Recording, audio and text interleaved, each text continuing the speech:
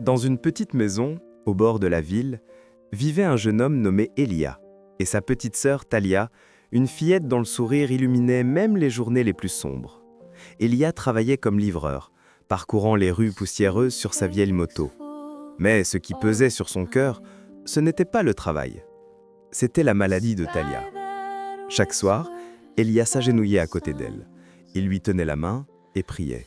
« Seigneur, laisse-moi garder ma petite sœur encore un peu. » Talia, de sa petite voix, répondait toujours « Elia, Dieu t'écoute, il t'écoute toujours. » Mais les jours passèrent.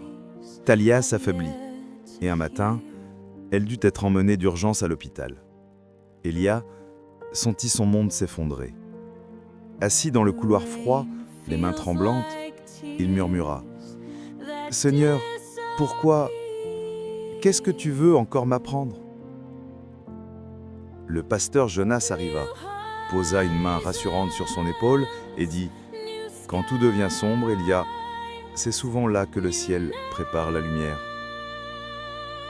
Cette nuit-là, alors qu'Elia dormait la tête posée contre une fenêtre de l'hôpital, il rêva. Un rêve si réel qu'il semblait toucher le ciel. Il se tenait dans un vaste champ de lumière.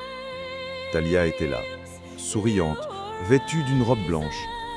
Elle lui dit « Elia, ne pleure pas, Dieu n'a pas oublié ta prière. Retourne, j'arrive. » Elia se réveilla en sursaut. Le soleil se levait. Il courut jusqu'à la chambre de Talia. Et là, il vit quelque chose qui lui coupa le souffle.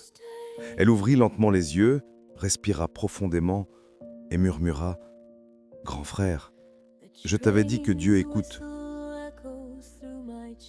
Les médecins stupéfaits parlaient de réactions inattendues, de forces mystérieuses, mais Elia, lui, savait. Il avait senti la frontière entre ciel et terre. Plus tard, en rentrant chez eux, Talia lui prit la main et dit « Promets-moi qu'on racontera notre histoire. » Elia sourit, les yeux brillants. « Oui, Talia, parce que parfois, la réponse vient du ciel juste au moment où la terre pense que tout est fini. » Et c'est ainsi que leur miracle débuta.